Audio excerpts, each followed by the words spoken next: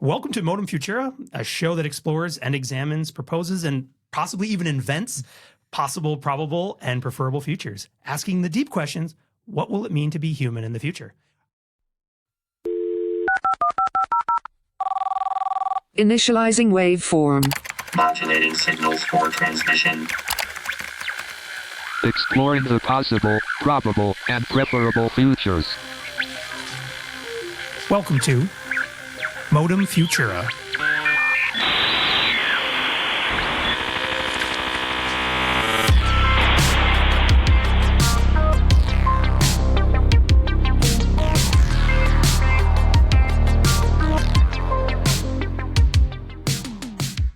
Welcome. I'm Sean, and I'm here with Andrew. Hi, good to see you again, Sean. All right. And so, Andrew, how about this for today?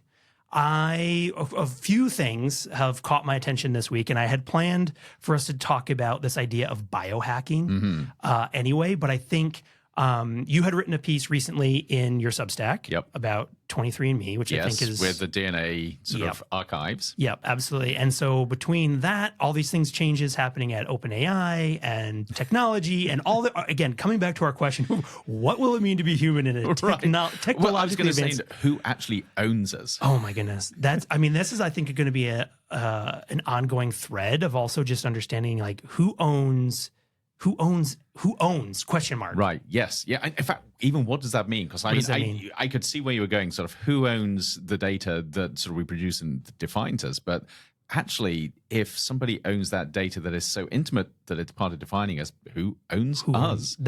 And I think this is, what was the story? I'm gonna butcher it here. With Henrietta Lacks, right? With the immortalized cancer cells. Yes. Starting off this, again, against, if I remember the story correctly, without her knowledge or without the family's consent, right, that a pharmaceutical company, right, I think, or somebody else, I forget exactly. I should have looked this up. But they used her cell line, and it's I believe it's still used. Still used. Yes. I believe so. But that also raises this question again, and that was in 1960s. I will have to, this is terrible. I should fact check this. Yes. But I think if we take the lesson from that, regardless of, and I'm sure someone out there is probably screaming or ripping their hair out and going, you guys, it was exactly this date. You should know that. Yep. True. Should have done some research before I started talking about it. But I think the message there that has always stuck with me, though, is what is considered...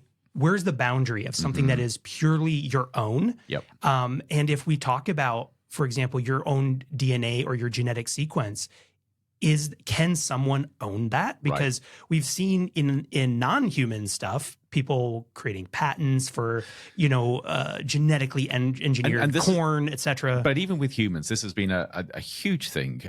If you're researching, disease states, whatever, and you identify a string of genetic code from a person, can you patent that? Yeah. And that was a huge thing with the Human Genome Project, as they began to sort of map out the whole human genome. And it's still somewhat contentious, although obviously the thing with there is you've got people potentially making money out of something which is inherently human. It's something that's already existed. I think it gets even more complex when you take something which is intimately yours, like your genetic sequences or little parts of that, and then you use it in ways that might potentially directly impact you. Yeah, it's incredible. And I was, while we were talking, I looked up the Henrietta Lacks, and it was in 1951. Yeah, is when she sort of went in. And it was John Hopkins that, but yeah, so still used. Or Johns Hopkins. Hopkins, yes. Jeez. Speaking of biohacking, it's one of those days. Yes. It's one of those days. And speaking of biohacking, I am currently trying to biohack my brain with caffeine. Yes. At the moment, but yeah. Curious what your thoughts are just sort of on the broader or maybe the more holistic concept of biohacking. Yeah. Because it's been around the concept has been around for quite some, humans have been doing it as early as we've been able to. And it depends sort of where you draw the line, because you can argue that glasses are a biohack. Absolutely. Or hearing aids, or you can get more intimate and say cochlear transplant or cochlear implants rather are biohacks, although there's some more formality around them. But when does something become a biohack? When it's on your body or when it's in your body? Yeah. And what is the difference between a medical procedure, a recognized medical procedure, versus somebody going into the garage and literally cutting themselves open and putting something in themselves, which people do. Happens, right? I mean, I think there's a term for it. They're even called like garage biohackers. I think that's literally what they're called. No, well, that's an interesting thing because, you know, so, and then I want to get to the 23andMe and how this kind of ties in.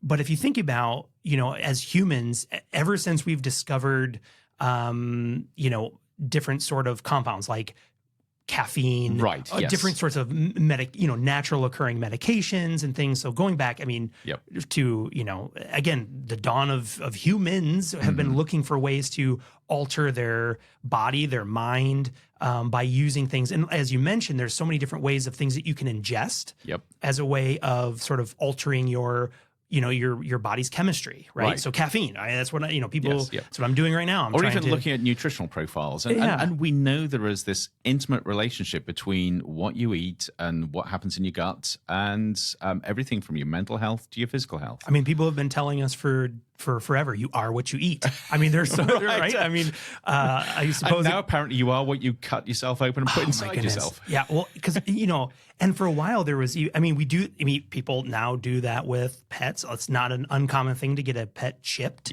Right, and humans are able to do that as well. So, but interestingly, I haven't heard much about this over the last few years, but there was a craze around chipping parties where people literally, you remember that? People got together and they got these little RFID chips and they went around inserting them into each other. I mean, you know, I can say that as I have not chipped as far as I know. Right. And that just seems wildly unsanitary as well. Oh, well, yeah. So yeah, the public health part of me thinks, why is anybody doing anything like that to themselves? 100%. I wouldn't let someone tattoo me at a house party, let alone stick a RFID tag inside your body. But no, I mean, it is interesting that there's going from this like DIY biohacking, right? Which again ranges from things that are non-permanent, non-invasive to the extent that it's either something that you can ingest or put on, like glasses. That's a really fascinating topic because glasses for me was a really fun invention to explore in the realm of like the adjacent possible, right? So thinking about why did we need glasses, right? And in the relation to the development of the printing press. Of course. Not realizing your vision was so bad until you couldn't read the words on this tiny page in dimly lit area. But then the evolution of going from figuring out the technology for creating lenses for glasses to then creating lenses for telescopes and microscopes, and literally as a human species, exposing us to the infinitesimally small and large at the same time. Massively large, yes. From galaxies to atoms. It's quite incredible. And so there's this a really fun thread when you follow but those then, things. Okay, so I've got to push you on this. And I truly don't know the history here, but would you say that if we didn't make that step of inventing glasses so we could see better because we were trying to read stuff that somebody had printed, it would have been far longer before we had the optics that were necessary for microscopes and telescopes? Yeah, I think so. I mean, I think there would have been a time when a different driver would have pushed that. Yes. And so, I mean, that's always it's a revisionist way of, always think, but there is, I think it's a sort of this Marshall McLuhan idea of like, the electric light. Right. So I think he has used a good example of, the most sophisticated surgical procedure today that uses all kinds of optics and whatever is only possible because of the electric light bulb. Yes. Right. So you can really have a lot of fun with that where you think about all of this wonderful, rich area of the adjacent possible. So things that we don't know. And I think that, I think I'll tie that back into what we're talking about today, even though I love a good tangent.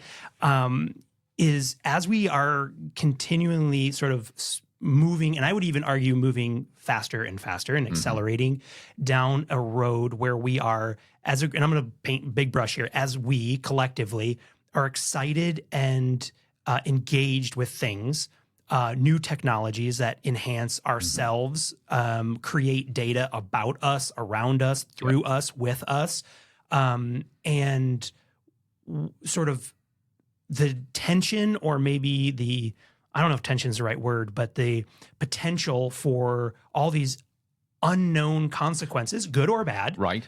of kind of jumping into these things without asking those questions around, if my DNA can be synthesized and decoded and put somewhere, should it? Right. What could happen with that? But this gets really tricky. So there's a fairly standard response to that, which is the responsibility response, which says we shouldn't be innovating unless we've got a good sense of where the pros and cons are, where the potential sort of unexpected consequences, well, they're not unexpected if you're thinking about them, but where some of the potential downsides are. So you have a very controlled system where you say you're not going to do anything until you've thought all this out. And yet history seems to indicate that it's the serendipity of innovation where nobody's thinking about where this might go. They just think this is a cool idea that really leads to all these amazing breakthroughs. So where do you find that balance between allowing sort of wild serendipity versus controlling the process? Yeah. And I think that's a wild, that's so fun to think about. But also, I think one of the big challenges with that as well is as you think about, again, where could this go? So if you invent the electric light, right? Yeah, you're powering things that happen in, football games that happen under the night lights, as well as our digital communications that are traveling via, optic cables, at the speed of light. Yep. And you can never truly know where those things are going to go. Right. But then here's the challenge, and you're messing with my brain today because so much. I'm just trying to get you to the same level of fogginess that I'm at. It's beginning. But so much of my work is around asking how we should do things and whether we should do them, because if we do things wrong, the consequences could be enormous with incredibly powerful technologies. It's the analogy of saying if you've got something so powerful that you could crush things as easily as you could make things, how do you understand how to wield that responsibly? And yet, from the way this conversation's going, you've got to have some latitude for people to play around with even these powerful technologies. Otherwise, we will never know where they might lead in positive ways. Yeah, absolutely. And I think that I feel like that's a conversation that doesn't always come. Right. Is this a very rich space? And I've even in other contexts defined it as like a dimensional space of the sort of, again, the possibility space, right? Which is fascinating when we think it's exactly that. Is there's no way to know all the different ways that you could explore and try, or what series of sort of second, third, fourth, fifth order of adjacent possibilities will sort of unfold, and then your head starts to hurt, and then you have to lie down for a little while. Right. But then let me bring it back to 23andMe. So, yes, let's do that. So the situation here is, I think most people are familiar with the company 23andMe, genetic sequencing company where you swab your cheek or something, and you send it, and they'll look at specific genetic sequences called SNPs, and they'll look at sort of how yours compared to others, and they'll use that to give you a probability of various things, whether it's sort of physical traits or whether it's proclivity to developing certain disease states or whatever. Been very popular, apart from the fact that the company is now really struggling for a variety of reasons, to the extent that now there's talk of it either going private or maybe even being sold off. And the big question is, they've got these massive data banks of DNA sequences from all the people that have bought their service. What happens to that? And is there a responsibility for someone, I've no idea who, to protect those data? Yeah. Or are there serendipitous possibilities with people using those data in unexpected ways? And if they do, what does that mean to the people that actually donated that info? Well, I don't think they thought of it as donating the information, but effectively they might have been doing that. Yeah.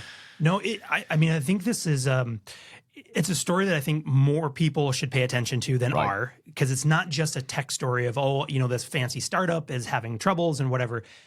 Because of the data that they deal in specifically is so valuable, I'll say, because it is. And the other piece around, and there's, I don't know, because there was 23andMe and there was a couple other startups that have done similar kind of ancestry elements, and I forget the name of them off the top of my head, but I know there have been a few, and throughout the last, I would say, 5 or maybe 10 years, we've seen also interesting use cases of it in terms of like criminal cases being solved with DNA popping up and being like, hey, you're actually related to a serial killer we've been trying to find. You make those inferences, yes. Yeah. But also, I mean, one of the things that has, and I've never done it. I never did. I know people who have. I never did, because even from the beginning, I was concerned about the privacy of it. Yep. But also, and not just my privacy, but I also share a lot of DNA with all of my family, right? And there is this concern because there was never any guardrails. There was no regulation around who could do what with that information, even if they got it, even if you consented to it, right? I mean, I think a big consequence or big concern was around healthcare, right? So especially depending on where you live in the world, your healthcare can range wildly in terms of how they handle pre-existing conditions, or how you pay for healthcare in terms of how much premiums you pay and all these kind of things. And would you be denied healthcare coverage even if you have nothing? You've been diagnosed with nothing. But if there's the potential, a marker, that you are, there's a good chance you will end up with some kind of disease or whatever. Therefore, sorry. We're either not going to cover you or we will, but it's going to cost you twice as much. And of course, this was a big thing for 23andMe. So you look at sort of their privacy guidelines, and they make it very clear that as a company, they do not give away your data. They don't do anything which will allow somebody else to use it in a way which could harm you. But there are no laws there. Of course, you could sue them. But how do you know they won't? I mean, they could. But that's right. And they're not a medical company, so they're not overseen by medical regulations. So really, this is a trusted relationship. You trust them to stay true to their word, and you know that as they are the same company, 23andMe, if they break that word, you could take them to court. But what happens if they sell the data or the company goes down? Exactly. And that's a big piece of concern for 23andMe, because it's one that's sort of at this sort of junction of their existence and what's going to happen. But also all the other companies that are out there that have, unprecedented levels of data and information about us. Might not be our genetic information, but they have everything else. And that raises that huge question of, even if I have individual trust in that company, what happens? That company, there's no guarantee that company will be around for 5 years, 10 years, 100 years. Like, see that's what it. happens? So let me give you some examples. I mean, if you're wearing a smartwatch, say an which Apple I am Watch, right now. Got one right here. It is certainly monitoring stuff which is relevant to your health. You could have, there's a new generation of earpieces coming out that actually sort of measure brain activity and use that to feed you sort of oral and sometimes electrical signals to sort of modulate sort of your brain, how you're feeling, sort of how you're responding to things. But all of that is data that's collected and sent back somewhere. If you have something like a pacemaker put in, that is constantly collecting data on the state of your body. If in the future you have a Neuralink implant, so a brain-computer interface put in, there's a data gold mine there. So, and in all of these cases, the intent is good, to help you as the person using these devices to improve your health, improve your well-being. But at the same time, data is being collected that could be used for other purposes. Yeah, I think that's the scary part, is the either murky at best or absolute lack of understanding of what happens and what controls are there around that data. Right, And who yes. can, I mean, we've seen we've seen this at lower levels of things like your internet service provider here in the United States, for example, and it being deemed that, yes, those ISPs can in fact sell your internet browsing behavior, Right, which yes. some people would, object to, because they're building profiles off that. And that's a very simple one to understand. But then now extrapolate that with all of the sort of this movement of having all this personal biological data, Yep. our data clouds around us that is doing exactly that, where it's not just our communication, it's our communication, it's our fitness, it's our, all these things that we're turning to trust, Yep. because we're getting some benefit from it, right? We're Right, yes. we're biohacking, right? Our Back to the existence. biohacking, yes. See what I did there? And that's giving us a benefit. But Right. the question then is like, well, what happens when, for example, a private equity company comes in and their whole point is to maximize profit off of this? If there's no rules or regulations, why would they not sell that to the highest Right. bidder? And who is the highest bidder? Because right now, there's lots of talk and talk of banning apps and things because of not giving that data to, let's, for example, like the TikTok ban, right? We Right, don't want yes. China having Right. all this, whatever. Yes. But there's nothing to stop the Chinese government from just buying that data from a data Right, broker from someone anyway. else. Yes, yes. It's perfectly legal to do. But actually, now that you mentioned the TikTok thing, and I hadn't made this connection, but it's a really interesting analogy because, yes, here in the States, there is deep concern both with TikTok as an app because of who owns it, going back to China, similar concerns around Chinese electronics going into vehicles for the fear that they can monitor things and use that against the US in some way. But these personal data are exactly the same. Yeah. And I'm just using China as an example, but any sort of entity that has data that can be used in ways that are profitable, but those ways that are profitable don't actually benefit you and actually could harm you. Yeah. That, I think, raises concerns. And there's another really interesting aspect to this, which was brought up in a meeting I was at a couple of weeks ago. And that is, if you look at a traditional medical company, say a medical device company, you have these companies that are making devices that are implanted in you and are internet connected, and they're constantly sort of streaming information from you. But these companies come from a deep ethos of lifelong responsibility. So if one of these well-established companies makes something that goes into your body, they know that they are responsible for your health for the rest of your life. But now we're having tech companies that don't come out of that environment. They've never had the necessity to think about the full life of somebody who they're intervening with. Yeah.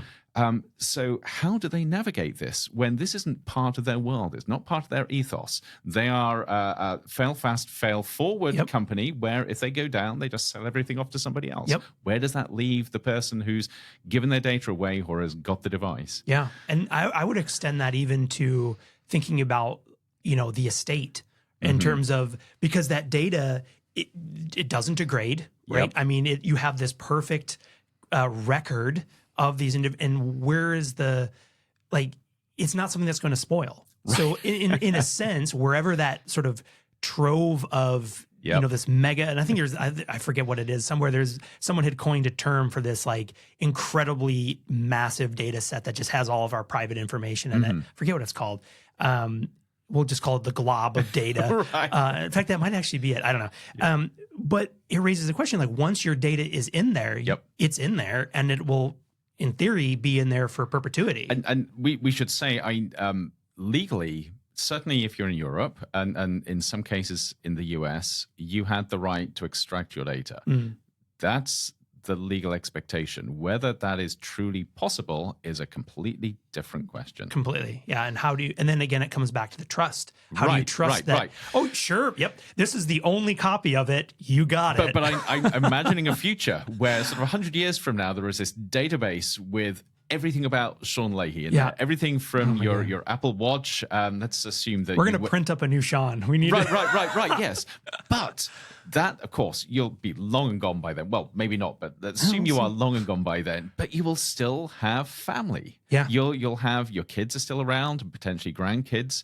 Those data are actually relevant to them Yeah, and absolutely. could be potentially used in ways that aren't helpful to them. Yeah, absolutely. And that's kind of like, again, coming back to that longevity of like, if we take the human genome, your personal DNA, Yep. that is relevant to your entire line. It's Henrietta Lacks times 8 billion. Yeah, right. Or an extended beyond to that's exactly it. And what do we do with that information? And also, if we are able to, and that's where I start thinking about, again, getting into that space of the adjacent possible. Right. And we know there's fertile ground for this in terms of sci-fi stories, pulling out these narratives of also, I don't think it's a strong leap to see where you could have certainly a tiered system where those who are wealthy enough and have influential power enough can seek treatments and things that others cannot. And Right, so, yes. I mean, Elysium comes to mind, where you have course, this yes. like completely. That's a fun Yeah, story. we actually watched it in one of my recent classes. Oh, excellent. Yeah, so one it's of the fresh, movies top of I mind. Teach from. Right. Yes. Someone's working in a nuclear reactor and it's kind of like you're a throwaway. And then, all the medical treatments to solve all the ails are available, but you Right. have to be That's the it, elite yes. class to Yes, get it. And yes, yep. But also thinking about these adjacent possibilities, and this is what intrigues me. So you can easily see the downsides of personal information and data being available to others. But also, you can imagine positive futures where we create an environment where, first of all, people are protected against abuse of those data, but they can also be used in incredibly creative ways. Yeah. So I'll give you an example. Imagine we have a future where all of these data exist, but we have AI that can create synthetic data sets from them. So you use the same information, but it's all utterly and completely anonymized. And then people can play around with that Yeah. and find, again, innovative and serendipitous ways of seeing how they can create a different world through the information that's available in those data. It could be amazing. I mean, I think about so the power in being able to sort of aggregate people's having this and then having that information of what happens too, right? So that you could foresee or project and intervene different kinds of situations or because you're even there's no heart disease in my family, but they're like, yeah, but you walk a certain way, which tells us you actually do, and if you take this magical pill because it's in the future, there's nanobots that will go in there and repair your DNA or whatever, right? But I think that does also open this idea, and something we haven't mentioned the word yet here too is with that information, what we might be able to do from the epigenetic perspective. So sort of above the genome, what are those things through proteins and whatever or other therapeutics we could turn on or off? That's right. The overlay of the genome that allows sort of things to be switched on and switched off according to the environment you're in, what you've been exposed to, how you're living, etc. Yes. Which, I mean, in some of the recent conversations I've heard around that too are ranging everything from, this sort of air quote cure for cancer in that sense, being able to target the genome of cancer cells to turn them off and things so they don't replicate and these things, but all the way to just longevity, like reaching that what do they call it, like the escape velocity of aging, right? Where if for every year you live you can extend your life by one more year, theoretically, unless you get hit by a bus or something, you would live indefinitely, which that raises its own questions, because then what do you do with conflict for of course competition for resources, but also but this is the really interesting thing about sort of trying to project the future, because we can't. You can't at all. We've had this conversation, which means that there are possibilities there that we haven't even thought of, that will only come about if people are allowed to play around with ideas and have the freedom to try stuff out which may seem trivial at the time but actually turns out not to be. No, it's wild. And again, I think so if we think about it now, what can we do about the 23andMe? Right. I mean, because I think in some sense, there's not a large jump, and I think some people might have a gut reaction to pull out the big R word of regulation. Right. But often, I think that is slow. It often regulates something specific that then, you just get around. And here's the challenge. If you're not careful, you try and keep the world as it is. Yeah. You see something like this with the possibility of genetic data being sort of freely available to others as a threat that has to be shut down. I actually think it forces us to think about how the world might be different and how we create constructs within that future world that protect what is important to us while opening up possibilities. So yes, I'm sure people will start thinking about how you regulate. So even if a company like 23andMe is sold or goes under, those data are protected. And that's an important conversation. But I think the more interesting one is asking, how do we actually build a future in a world where there is so much personal information available and it's very, very hard to control it? What does it mean to actually protect individuals while opening up possibilities in that very different world? Yeah. And that's, we'll get to call your congressperson. I don't know. Right. Yes. But it means that what's happening with 23andMe is actually a stimulus for getting us to 100%. think about how we actually move forward. Yeah. And because again, I do think there is this barrier of understanding our own privacy, our own data, but yet there's those people who will freely just, oh yeah, fine. What does it matter if whoever has my stuff? I don't care. But until they're denied medical insurance. Well, that's it, right? And to date, that's a practice that's not that prevalent, but that's just today, right? Yes, Who knows? Yep. You can see an analogy to this too with car insurance companies offering, install our little monitor in your car, and because it's monitoring everything you're doing. How late are you braking? Yes. Yep. To learn your behavior to assess your risk. So it's not a far leap that this is not at all. Happening, And to me, it demands a new type of conversation Yeah. around data and privacy and opportunities. Yeah. I'm curious what your thoughts would be in today's political climate of starting to get, I think I think in kind of going hand in hand with the grappling of artificial intelligence, like generative artificial intelligence, and how do we create laws and policies around that technology? I think in some ways is going to help us think about these sort of information and personal data privacies as well. I think it's part of the same thing. I worry there because if you look at how we're struggling with AI regulation, and you have a look at what's happening in California at the moment around the Californian legislature pulling back from AI regulation. Yep. I think this is a test case to show how difficult this is.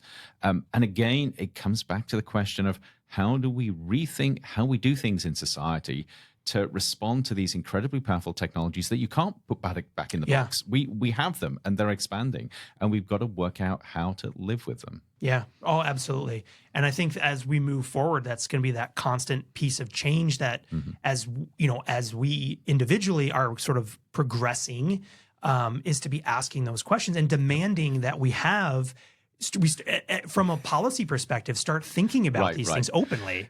Right. And so as we wrap up, we sort of mentioned biohacking earlier on. What does all this mean for biohacking? Right. And and that is interesting, a good callback, because that's where we started. And so we should finish there as well. But it is interesting because, and one thing that I wanted to touch on with the biohacking, and you had mentioned the responsibility. And we've seen this happen before. I think there was a case study from several years ago of eye implants. Yes. And then the company went bankrupt, and it was the people at the time were just sort of left in the lurch. That's exactly it. Yes. Yep. You've done this thing. And I really worry right now about some of the, I would say almost cavalier ideas around some of like the Neuralink, and these ideas of like, well, okay, so what happens when you put this thing in your brain, and then this company, the owners, whoever decide, I'm no longer interested in this. Right. But here's an interesting extension to that, which actually ties things up. So Neuralink intrigues me because I think they are cavalier, but they're also pushing things forward. Sure. And I think sort of in 30, 50 years, we'll look back and say they did things that enabled a lot of other things to happen. But because of that sort of move fast attitude, I can see a future where people have got Neuralink implants and they start hacking them. Yeah. And so another level of biohacking where you say, I've got this interface into my brain. What can I do with it? How can I hijack and break or what can somebody jailbreak else do with it? Well, yeah, we'll get there in a second. But how can I jailbreak this so I can do cool stuff myself? And I think that that scares the life out of me, but I think we might find some interesting things. But yeah, then we get to the point of what happens when somebody else does it. And I'm going to finish with this this scenario which fascinates me with Neuralink. You can imagine a future where you've got these implants and they're plugged into a gaming system. So now the person that you're playing with has the ability to affect your emotional state. It's all part of the gameplay. And I can see that being incredibly attractive to some people, but incredibly frightening if you think that this now is the biohack that allows somebody to control how you're feeling to affect your behavior in a game. It's wild. Yep. Yikes. Crazy. Yep. Well, that's a good way. I think we end there because I think I'm gonna go lay down for a bit and contemplate what that. Yeah, we may have to come back to that one. I think so. Well, and again, because I think this ties into so many elements as we think about again what these unknown these serendipity that lies in that adjacent possible. Like, what will we do? It's so fun to sort of think and theorize about, well, if this happens, then we could see these pathways sort of unravel that lead us to these wild places. Yep. So much fun. Awesome. Well, thank you, Andrew, again for the conversation today. Well, thank you, Sean. Always fun. And thank you for listening to Modem Futura, and we'll see you on the next episode. We'll see you. Demodulating signal. Modem Futura is a production of the Future of Being Human initiative at Arizona State University. Be sure to subscribe on Apple Podcasts, Spotify, or wherever you listen to your favorite shows. To learn more about the Future of Being Human initiative and all of our other projects, please visit us on the web at futureofbeinghuman.asu.edu.